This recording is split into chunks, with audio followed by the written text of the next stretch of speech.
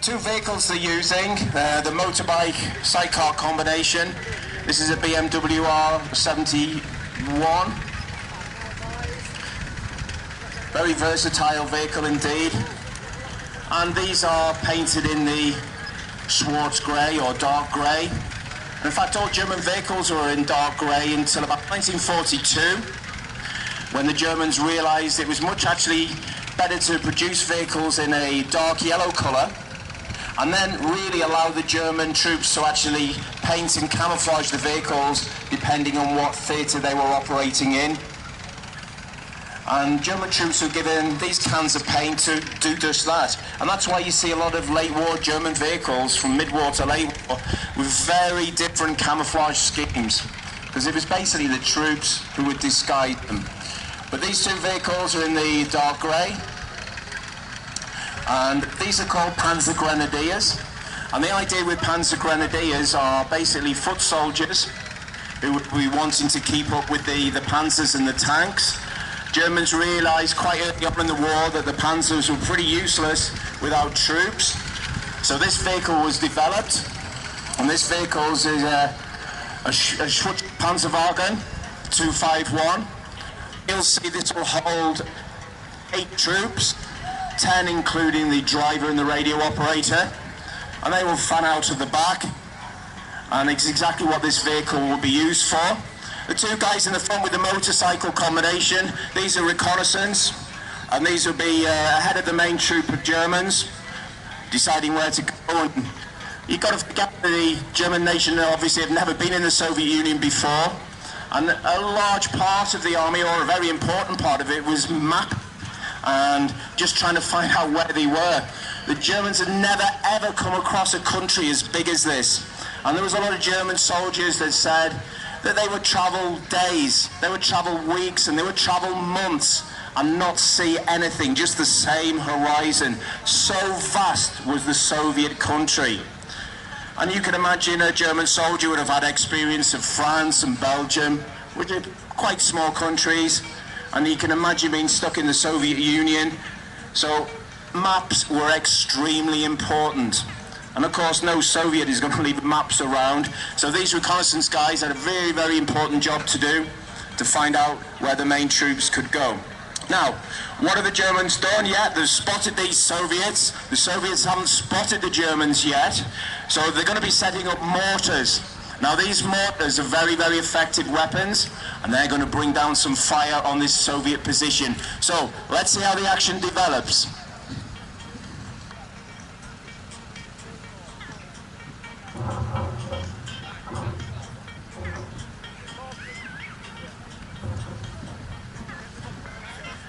The Soviets at the back there. I don't think they've seen the German position yet.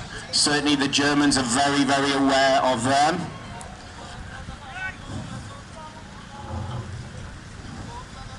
Now, I was saying this time of the war, the Soviets are extremely hard and tough fighters.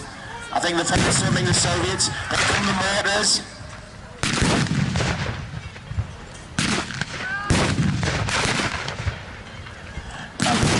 The team there has seemed to have got the range pretty effectively, and these mortar shells are landing amongst the Soviet troops. And you can imagine how frightening this would be, not knowing where these shells are coming down on you. They could be flying over forests and buildings, and they would just land amongst you randomly, and there was no pattern to it where they were going to come from. The German rifle is the K98, and certainly well in range of the Soviets. So some more mortars coming in. And if you've got good eyesight, you'll be able to see these mortar shells in the air. And a good mortar crew will get 3 mortar shells in the air before the first one hits the ground. So you won't think it's anything until 3 explosions hit by you.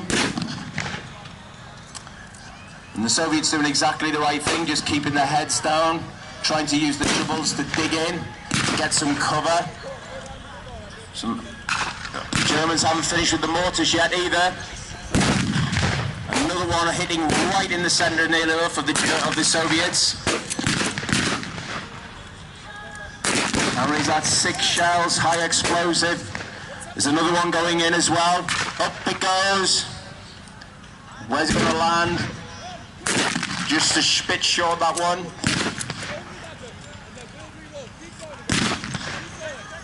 Now the Soviets are going to put in a counter-attack. Let's see how they get on. Now we were talking about the political commissar earlier. You can recognize him with his blue trousers. Now we can take a position behind the Soviet soldiers and fighters. And we'll be perhaps looking for any Soviet troops that retreat. And it's not a good idea if you're a Soviet and retreat, because you get shot by the political commissar. So the soldiers quickly realized it's actually better to fight the Germans than actually retreat. Now, here they go, they're going to move forward into the German position. Very, very tough fighters, as we were saying. And they'll be using their Moss and the guns to bring some fire down into the Germans. The Germans are very sensible at the moment, just keeping their heads down. They'll use their mortar fire, and then they'll be using their position here to try and pick up. Now, automatic fire would have a range of about 30-40 meters. So as the Soviets get a bit closer, the Germans will be using their automatic weapons. At the moment, it's best to use the rifles. Now the Germans putting in a counter-stroke as well. And we're talking 1942, the baking steps of the Soviet Union, exactly how it would be. You can imagine these battles being multiplied 100 times, 1,000 times.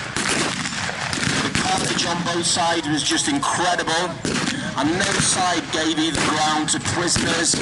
They were forced back to Germany, basically worked to death. And if you were fortunate as a German to be captured by the Soviets again, you were taken to Siberia, the gulags, and basically put to work in death factories as well. So on both sides, it was a war. It was a war of ideology between Stalin and Hitler. And both sides wanted to win. So,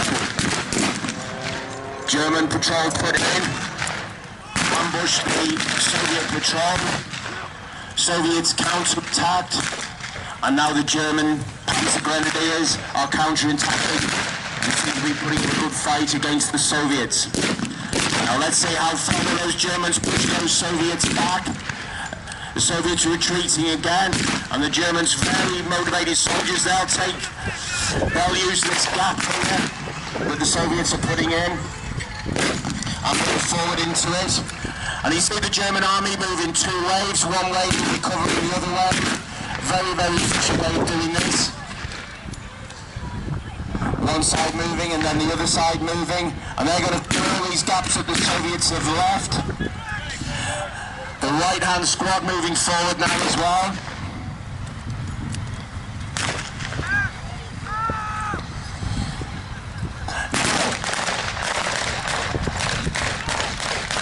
Now on the other side, it looks like we're going back to the Western Front.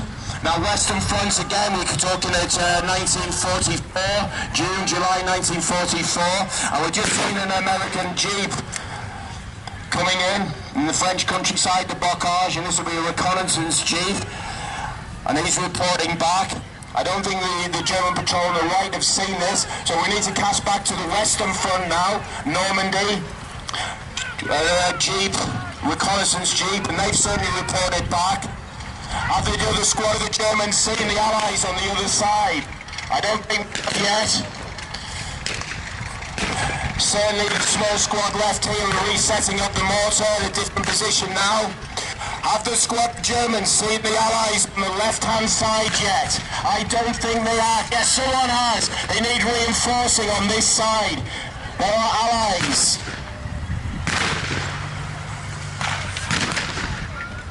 Now then, the small squad of Germans is putting in a fantastic fight against the Allies. They think they need reinforcing.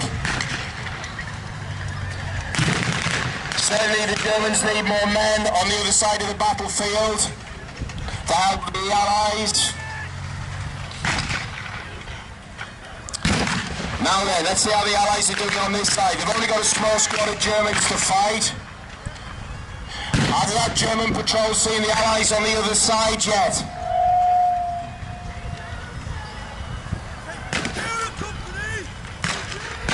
Now the officer there, he's here. Yes, he has. At last he's seen them, and they're going to come back and help that side. One side of his defensive area has been attacked by the Allies. Now the Allies have been held off by the Germans, a small squad of Germans with their mortars. Now, we need to cast our minds back to Normandy 1944, Operation Overlord Deliverance Day. Now what are the Germans going to do? I think they might end up putting a counter-attack in here as well. So we do the eastern front. Now we're going to move on to the western front. The position had been reconnaissance by the American Jeep. Now the Allies have been reinforced by regular infantry from the Duke of Wellingtons. They've got some American airborns in there as well as some commandos. Now let's see what the Germans do here. Now Germans still masters of the counter-attack, and certainly they're going to be seeing what these Allies are up to. Pulling all the men back. Behind the half-track is cover. This half-track will be armoured steel. Now those soldiers there, they're British infantry. Mortar fire being brought into the German position. Mortar fire going back from the Germans as well. The Duke of Wellington's really putting a tough battle on the centre of the battlefield. Then the Enfields bringing withering fire onto the German position. Really holding the ground, exactly how it had been. 1944, the liberation of Europe right in front of your eyes. Let's see how these Allies get on in the German position. Germans returning fire with automatic weapons. Allies keeping their heads down. But I think these Germans are getting ready for a counter-attack.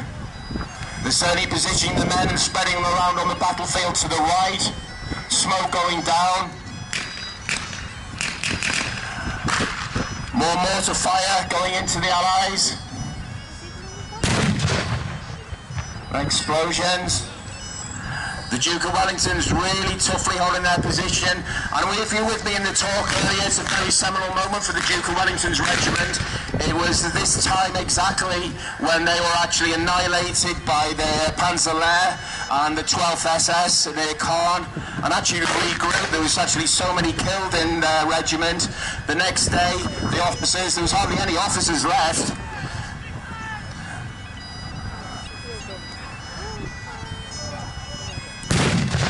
Some more mortar fire being brought in.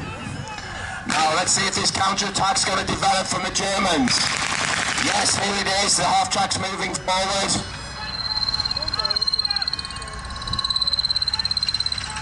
And they're followed by Panzer Grenadiers behind them. Let's see what the Duke of Wellington's make of this. Armour and more Panzer Grenadiers. June 1944, near Caen. A vicious, vicious fight. 3 days they were battling for the Duke of Wellington. After 3 days they were basically annihilated. And when they were reforming the next day to count their dead, one of them spotted a plane overhead, and within 10 minutes they were being barraged again by German artillery. Now Germans, of course, still masters of the counter-stroke. It looks like the half-track's taken a hit. Certainly it's on fire. That could have been from a bazooka round. It looks like it's been hit by a bazooka. Or a Piat, which is an Allied anti-tank weapon. Now then, it looks like the Germans are on the back foot. And ladies and gentlemen, we're casting our minds back to the eastern front again. The Soviets are re-attacking on the eastern front side as well. So what we're going to try and imagine here, this is like a little map of Europe, or any war now, where the German army are being attacked on both sides by the Soviets on one side and the Allies on the other side. Let's see how they get on.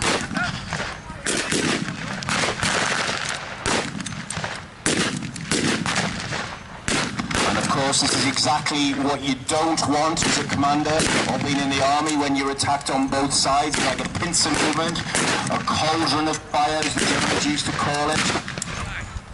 So you're giving in fire from both sides, from the Allied side and from the Soviets on the Eastern Front.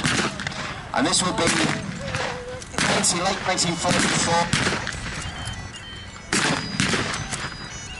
When the Germans were being pushed on both fronts. We can see a Soviet sniper there with his excellent camouflage on. The Germans counter-attacking the Soviets to some extent. They're not going to give up this without a fight. This could be in the countryside around Minsk, the Soviet steppes, Stalingrad, the outskirts of that, the Caucasus, through Ukraine, Poland, and back into the heart of Germany. Now, Western fronts there, the Germans are really holding the line. The Duke of Wellington's holding the line, doing a sensible in the head step. You can hear some bagpipes in the background, I think, urging the men on. There was bagpipes actually in D-Day. It's an amazing thing. The Germans actually spotted the bagpipe player, and they thought he had gone mental. And so they didn't bother shooting him. They would be playing bagpipes standing up on a beach when you were getting fired at. Well, certainly somebody did. I can hear some whistles on the Allied side. It looks like they're expecting to attack on the Allies on the western front. The eastern front still holding pretty soundly. Duke of Wellington moving again. And there's the bagpiper. And he's not mental, ladies and gentlemen, although the Germans thought he was. Eastern front holding very, very well for the Germans. The Western front being pushed by Germans, airborne, and regular British infantry. And the British infantry knocked out 5-1.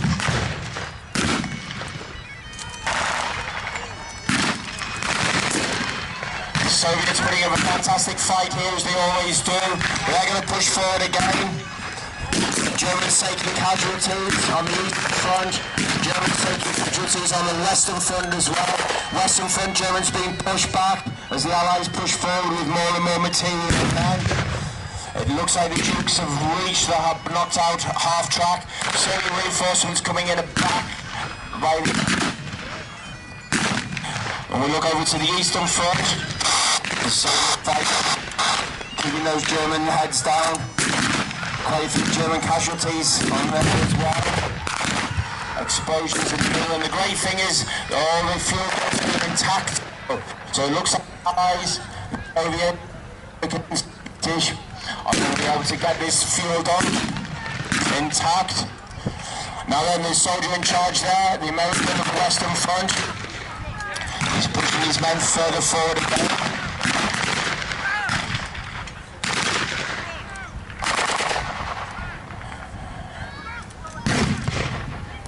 It looks like there's going to be another counter-attack on the western front side and the eastern front. Probably the German soldiers will be pushed right back now. Right into the back of the battlefield here. Some soldiers surrendering on the eastern front. It looks like Germans are being massacred on the western front. To the left. So the Allied soldiers doing a very good job of putting Germans that side. Germans surrendering on this side. The eastern front Germans are surrendering with their hands up. Dukes finally reaching the German position. Very, very dangerous part of the battle here on both sides for our Soviet colleagues on our western front. The soldiers reaching the German base. Is it booby-trapped? Are there mines there? Who knows? Certainly there's very important prisoners, and they'll be rounded up and brought to the battlefield near me, probably here. Oh no! There's an officer going for a run for it. He's got a stick grenade. He's thrown the hand grenade. The fuel dump's going to go up.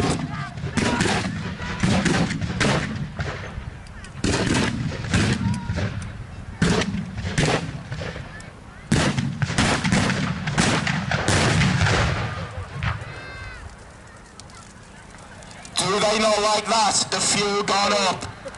Ladies and gentlemen, the Allies and the Soviet colleagues have lost their fuel, but ladies and gentlemen, they have won the battle. Give them a really good round of applause.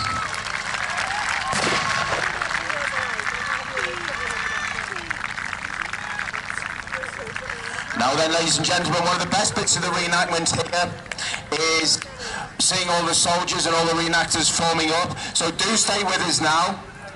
we're going to line up all our reenactors and we're going to have a fantastic parade of everyone coming through. It's one of the best moments that I enjoy, when all these reenactors that put in so much effort for these battles here will all come together, and we're going to have a parade of all the soldiers. Takes about 5 minutes, 10 minutes to get organised. Time for go and get a cup of tea and come back. But in about 5 minutes, 10 minutes time, we're going to bring every reenactor in here and have a fantastic parade of all the soldiers in full battle kit. Now, I think that was a brilliant battle. Let's hear it again for our reenactors.